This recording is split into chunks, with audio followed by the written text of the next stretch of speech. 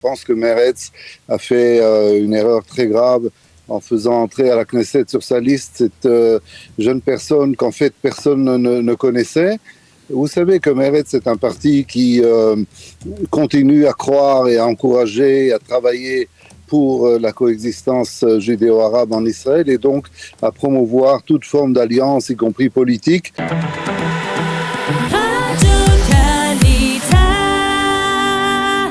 Yosh Amishav, ancien porte-parole de l'ambassade d'Israël à Paris, ancien diplomate israélien, aujourd'hui militant, on va dire militant de longue date du parti Meretz. On voulait avoir son avis sur la crise politique. Yosh Amishav, bonjour, Boker Tov. Boker Tov, Daniel, bonjour à toutes nos auditrices et à tous nos auditeurs. Merci d'être avec nous ce matin. Alors, je le disais, vous êtes, en vous présentant, vous êtes depuis de longues années militant du parti Meretz et on voulait avoir un peu votre appréciation sur ce qui se passe, la crise politique, la dissolution du Parlement israélien.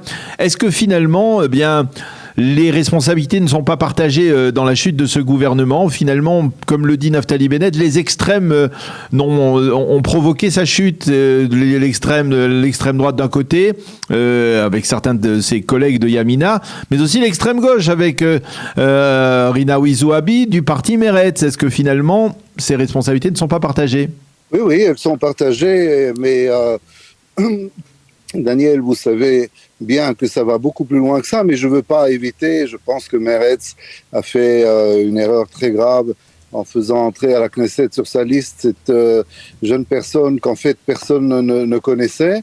Vous savez que Meretz est un parti qui continue à croire et à encourager, à travailler pour la coexistence judéo-arabe en Israël et donc à promouvoir toute forme d'alliance, y compris politique, avec ceux de la minorité arabe israélienne et qui sont l'écrasante majorité qui veulent réellement s'intégrer et faire partie intégrante de ce pays. Malheureusement, dans cette course, je dirais, à la présence arabe sur sa liste, Meretz n'a pas été attentif. Vous savez qu'il y a un deuxième député arabe de Meretz qui est ministre, qui s'appelle Issaoui Frej, oui, qui est une personne qu'on connaît depuis des années et qui est le prototype de ce que Meretz cherche et donc de cette coexistence et cette coopération judéo-arabe en Israël. Ici, avec Zouabi, on s'est planté, si vous me passez l'expression, et c'est très dommage. Mais vous savez comme moi, Daniel, que ça a été l'instrument, si vous voulez, de la chute du gouvernement avec les trublions de Yemina, mais les choses sont bien entendu viennent de beaucoup plus loin en profondeur. Vous avez eu un rejet massif dans l'opinion israélienne de la présence d'un parti arabe au gouvernement pour la première fois depuis 1948. Et ça, c'est quelque chose qui, pour moi, est inacceptable. Les gens ne comprennent pas enfin beaucoup de gens, on va dire, pour ne pas désespérer tout à fait, mais beaucoup de gens ne comprennent pas que le bien-être de la minorité arabe en Israël, d'abord, est un devoir moral pour tout juif qui se respecte, en tout cas c'est mon judaïsme, mais outre ça, vous ne pouvez pas avoir une minorité de 20% de la population qui vivrait dans ce pays, dans la frustration, dans le dépit, dans le sentiment d'être mis à l'écart, d'être vu comme une menace à longueur de temps, parce que ce serait aussi une bombe à retardement. Et les gens, voilà, ils s'adonnent à leur racisme, ils ne font pas le moindre effort de réflexion. Et donc, mais je voudrais Yosh, peut-être torpiller, saboter, d'abord et avant tout, à cause de cette expérience historique, effectivement, d'avoir fait entrer un parti arabe au gouvernement. Même si, au sein de ce parti, on peut dire qu'il y avait des divergences de vues, hein, puisque on avait toujours le sentiment, durant toute cette année, que Mansour Abbas était l'aile plus modérée de ce parti, mais qu'il y avait au sein de ce parti des gens comme Walid Taha qui étaient de véritables radicaux islamistes qui n'ont cessé d'avoir des revendications nationalistes et cela posait problème. Oui, bien sûr, tout n'est pas parfait non plus chez Ram, mais regardez, Walid Taha et Massan Ghanaem, qui a été le deuxième on va dire, fauteur de troubles au sein du parti RAM, c'est une chose. Mais regardez Mahmoud Abbas. Mahmoud Abbas est Mansour Abbas. Oui. Mansour Abbas. Mansour Abbas est le premier leader arabe israélien, sauf erreur ou omission, mais je suis sûr de mon fait, qui dit en hébreu à son public, à ses électeurs, en hébreu et en arabe, je veux bien insister 3 fois la ligne rouge en dessous en arabe, qu'Israël est un État juif, qu'il le sait, et qu'Israël restera un État juif, et que sa mission historique est d'assurer l'intégration et le bien-être de la minorité arabe qu'il représente à la Knesset, et donc de lui faire obtenir les budgets de développement, de vie quotidienne, d'éducation, de santé auxquels elle a droit, et qu'elle ne reçoit pas toujours. Daniel, soyons francs et honnêtes dans notre conversation. Voilà ce que dit Mansour Abbas. Est-ce que ça a empêché la droite israélienne, qui d'ailleurs l'avait courtisé de manière effrontée et éhontée avant les élections, okay? Est-ce que ça a empêché à quelconque moment la droite israélienne de dire que c'est un suppôt du terrorisme, que le gouvernement est un gouvernement des frères musulmans?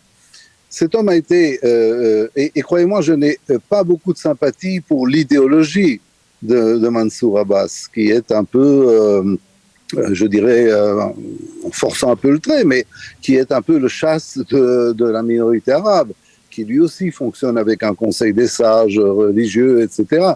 Mais donc je n'ai aucune identification politique avec les messages de Mansour Abbas. Mais je relève ce fait-là, qu'il l'a dit en arabe, mais ça ne suffit pas. Pour les racistes israéliens, et malheureusement ils sont très nombreux, voilà, un arabe au gouvernement, c'est quelque chose qu'ils ne peuvent absolument pas tolérer. Alors peut-être un arabe pour la décoration, de loin en loin, ça peut passer, mais un parti arabe, ça ne peut pas passer. Et ça, Daniel, pour moi, je pense que c'est terrible, et on pousse des cris d'orfraie et d'horreur quand on parle de Marine Le Pen en France, et c'est tout de suite évidemment la protestation et enfin tout ce qu'on dit sur le Rassemblement national. Mais regardons un tout petit peu ce qui se passe chez nous, Daniel. Alors justement, on regarde ce qui se passe chez nous. Il y a, on peut dire aussi, 2 poids 2 mesures. Il y a d'un côté ceux qui, jusqu'à aujourd'hui, essayent par tous les moyens d'empêcher que Benyamin Netanyahou ne revienne au pouvoir, et qui le délégitimise, alors qu'il n'est pour l'instant qu'il bénéficie de la présomption d'innocence dans le cadre de ces procès, mais par contre qui sont prêts à siéger avec le parti Raham, qui a donc dans ses rangs effectivement des gens qui sont pas loin de soutenir le terrorisme, on va dire. Il n'y a pas un paradoxe là ? Non, je vais vous dire. Tout d'abord, je souhaite à Benyamin Netanyahou de sortir innocent de son procès, non seulement pour lui, mais pour moi aussi, Daniel, parce que j'en ai un peu assez de voir des premiers ministres israéliens et des présidents israéliens entrer en prison, et des ministres et un ancien grand rabbin. Enfin, ça fait beaucoup. Donc j'espère pour lui, pour moi et pour la société israélienne, qui sortira innocent de son procès. Je ne suis pas juriste et je ne regarde même pas trop l'évolution du procès parce que personne ne connaît vraiment le dossier à fond, donc on verra ce que les juges décideront. Mais justement, Daniel, je pense que vous avez mis le doigt sur la clé de ces élections. Et la clé de ces élections n'est pas un débat de programme. Je pense que ce que ce gouvernement a fait en un an est valable. Donc, il a tout d'abord remis le pays en marche. Je veux dire, il a fait passer un budget. Vous savez, dans n'importe quel pays occidental, démocratique, normal, il n'y a pas de quoi festoyer. Mais ici, comme le budget de l'État, et vous vous en souvenez, avait été pris en otage par Benyamin Netanyahou pour ses besoins personnels, et bien pendant près de 2 ans et demi, on n'a pas eu de budget et l'État n'a pas pu réellement fonctionner. Et là, puis il a pu expédier les affaires courantes sans plus. Donc déjà, ne fût-ce que à ce point de vue-là. Mais je ne veux pas parler du bilan de ce gouvernement, parce qu'on peut en parler pendant des heures. C'est l'atmosphère dans ce pays, Daniel. Le retour de Benyamin Netanyahou au pouvoir, c'est l'ouverture de toutes les écluses de la haine que cet homme a diffusé à l'intérieur de la société israélienne pendant des années. N'ayons pas la mémoire courte quand même. Vous vous souvenez, je pense, j'espère, je suis sûr que vous vous souvenez, que n'importe qui, du temps de Benjamin Netanyahou, Premier ministre, avait le malheur de ne pas être au garde à vous, était tout de suite qualifié d'antisioniste, d'ami des Arabes. Dans un des spots électoraux du Likoud, on montrait même que Daesh voulait la victoire de l'opposition et la chute de Netanyahou, ni plus ni moins. Et moi, je vois avec frayeur, réellement, je ne le cache pas, le retour d'une personnalité comme celle-là au pouvoir, parce qu'on l'a vu à l'œuvre et parce qu'on sait que sa tactique de division, d'incitation d'une partie du peuple contre l'autre. Et après, vous aurez ce que les députés du Likoud vous disent aujourd'hui. Et moi, j'ai beaucoup de respect. Je suis en total désaccord, hein, c'est pas un secret, mais j'ai beaucoup de respect pour les gens du Likoud. Et donc, j'écoute, je respecte et je crois à ce qu'ils me disent. Alors, quand on m'explique que la réforme de la justice que fera le nouveau gouvernement Netanyahou, si, à Dieu ne plaise, il arrivait un tel gouvernement au pouvoir, inclura la nomination des juges par la Knesset, Daniel, c'est-à-dire par les politiques, je pense que n'importe quel démocrate, qu'il soit de gauche ou de droite d'ailleurs, mais ses cheveux doivent se dresser sur sa tête. C'est quelque chose. Mais vous savez que ça vous a pas échappé. Un homme comme Yitzhak Shamir n'aurait jamais pu proposer. Alors, oui, mais ils n'ont pas vécu. Je ne vais pas me faire l'avocat de Netanyahou parce que c'est pas mon rôle, mais ils n'ont probablement pas vécu ce que Netanyahou a vécu au cours des dernières années, c'est-à-dire des interrogatoires sans cesse, un investissement infini de la part de la police et du parquet pour tenter de trouver des témoins à charge qui puissent incriminer Netanyahou, et puis finalement, au bout du compte, un procès dans lequel finalement chaque jour nous apporte de nouvelles surprises sur le fait que, eh bien, il y a eu une procédure qui n'a pas été tout à fait conforme à la règle, et que quelque part, peut-être que l'on peut dire effectivement que si Benjamin Netanyahou a le pouvoir de restaurer une justice qui est un peu branlante, un parquet qui est un peu qui n'est pas contrôlé par aucun système, peut-être qu'il y a des réformes à faire, peut-être que tout n'est pas bien. D'abord, bien sûr qu'il y a des réformes à faire. Oui, parce que on dirait que la justice israélienne est étanche. Voilà. Et donc, bien sûr qu'il y a des réformes à faire. Il y a des réformes à faire partout, ça c'est pas un problème. Mais on n'est pas aux réformes. Alors, et puis quand même, Daniel, il y a eu un premier ministre en Israël qui s'appelait Ehud Olmert, oui, qui a été inculpé et qui a fait de la prison.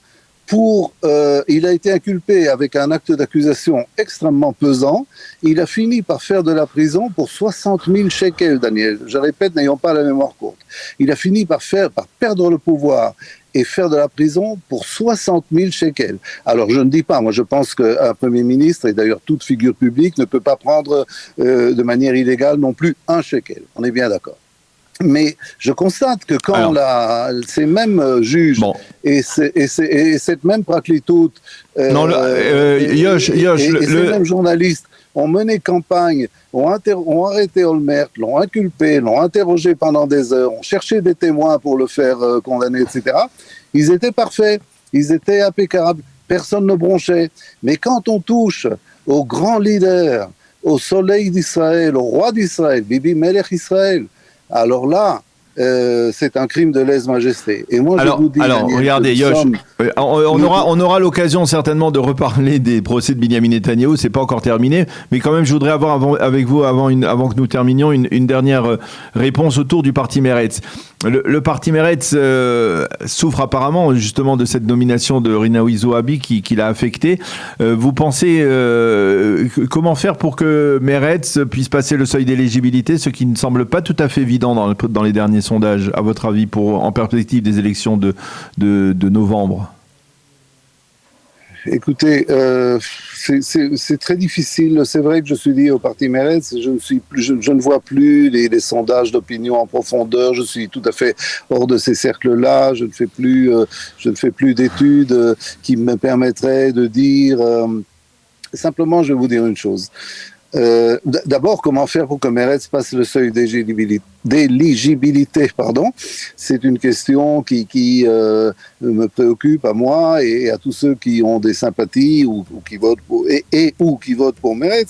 Mais je pense qu'une très grande partie de la population juive en Israël serait très contente que Meretz ne soit plus représenté à la Knesset. Et ils voudraient une Knesset sans Meretz, avec le moins d'Arabes possible et avec le plus grand parti Smotrich, Ben Gvir possible. C'est l'Israël dont ils rêvent. Bon, alors de mon côté, évidemment, il faut tout faire pour empêcher qu'une telle situation se produise. Moi, je ne comprends toujours pas pourquoi le parti travailliste Avoda refuse même de discuter de la fusion entre les deux listes, parce que ce qui sépare aujourd'hui Meretz du Avoda est extrêmement limité. Vous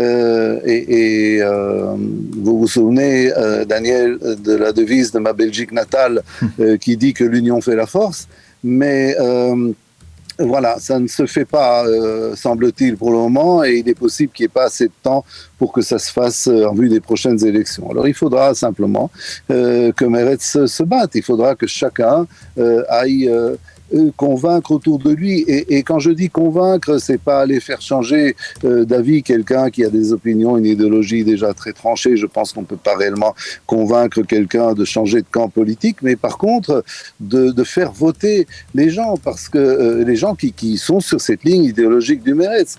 Vous vous souvenez que l'abstention dans les bastions de la gauche libérale israélienne, que sont Tel Aviv, Herzliya, Rishon LeZion, Ramat HaSharon, enfin tout Hod HaSharon, tout ce centre-là du pays, qui est, je le répète, le bastion